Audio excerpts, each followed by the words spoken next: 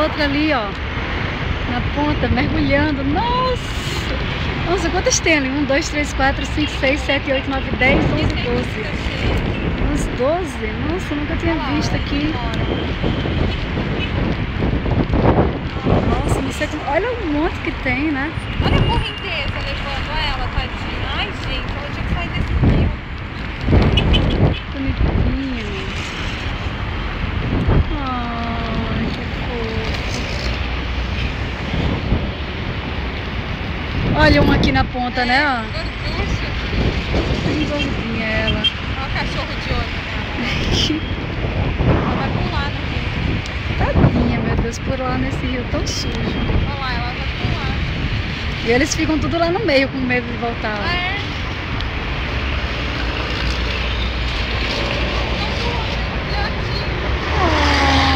Tem um filhotinho. Tadinho. Ai, meu Deus, tomara que ele não vá pro meio do rio. Pior que vai, viu? Pior que vai. Ai, meu Deus do céu. Ai, o filhotinho na frente. Ai, ele tá indo embora pro rio. A correnteza tá levando. Por que eles não vão? Porque eles ficam segurando um ao outro ali, tá vendo? Ó, a correnteza. Oh, meu Deus, é um filhotinho indo. Tadinho. A mãe vai fazendo... Olha lá, ó. Tudo pra esses benditos esses cachorros. Ó, eles vão começar a voltar, ó, tá vendo? Ó?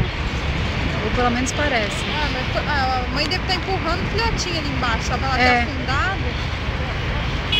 Tadinho. Eu acho que aqueles dois lá devem ter ido ajudar, ó. É. E a natureza é linda, né? Olha só que fofo, ajudando.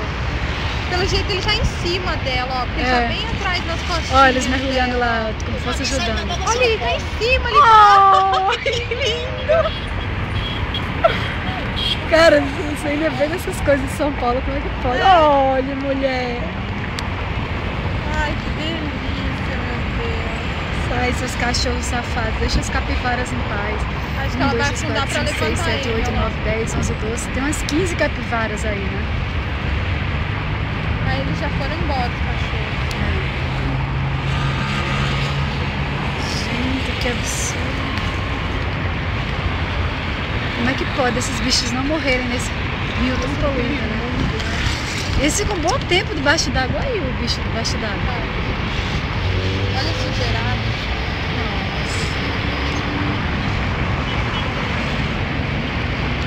Eu vou carregar minha capivarinha nas costas pra ver se acabou. Tchau!